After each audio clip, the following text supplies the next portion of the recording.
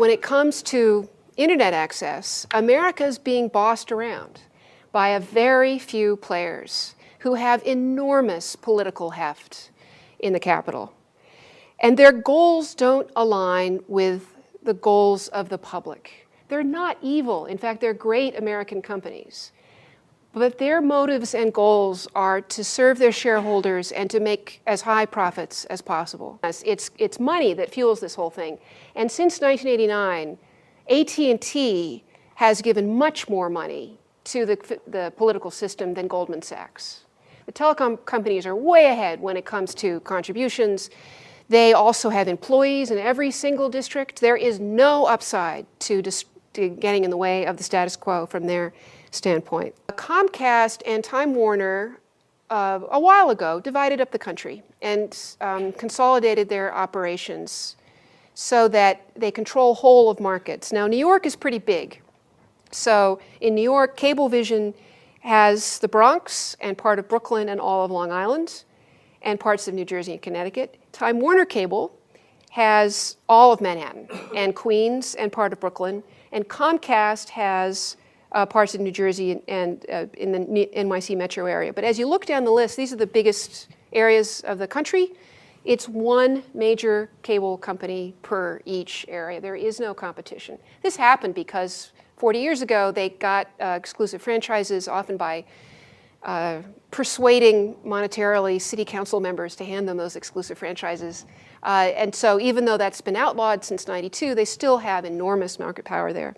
So cable really stands alone. Not only is it the only choice for the speeds that we need, in most parts of the country, there's only one operator.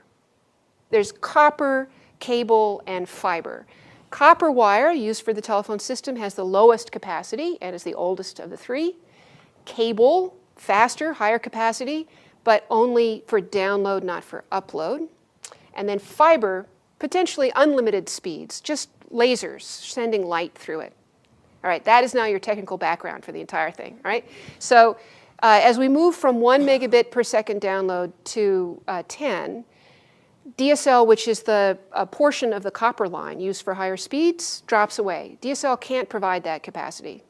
So, we're not going to have that. Then in that middle line, there's something called fiber to the neighborhood or fiber to the node. That means that there's fiber running to your neighborhood and then copper after that to reach your house. That's what AT&T is offering in its UVerse service. So UVerse provides competition there in the 10 megabit slot. But as we move to the future, where the rest of the world is, where we should be, in 75 to 82% of the country, the only choice for Americans is cable. The only choice, because only in about 14% of America is there Verizon Fios or fiber available. This is stupendous, and I've written articles about this called the looming cable monopoly. And the FCC will say, well, yes, we agree that the cable monopoly exists, but we're not going to do anything about it until there's a public outcry. So the book is aimed at spurring that public outcry. So cable's the last infrastructure standing in about 80% of the country, except where Verizon has built Fios. Wireless will not substitute for this. Wireless is a much lower capacity medium. Cable controls wires. Verizon and AT&T control wireless. These are two separate markets. They're complementary with an E. The rich in America are paying more and more for internet access. They're getting gouged, and they're paying lots of additional fees, device fees, all kinds of crazy things. It's just gravy. They can be added on. There's no constraint. And the access that even the rich are getting in America isn't as good as what's available worldwide, which is a symmetrical, which means equally powerful download and upload connection over fiber. The middle class and the poor people in America are getting second-class treatment. AT&T and Verizon are arguing that all anybody really needs is a wireless connection, and that's getting more and more expensive. And the poor are just left out. So in my great city of New York, 2.2 million people don't have internet access. One of the leading cities of the world, they're just left out. It's just too expensive. And I was distressed that these companies, Verizon, Time Warner Cable, AT&T and Verizon are very practiced at the art of the politics of personal destruction.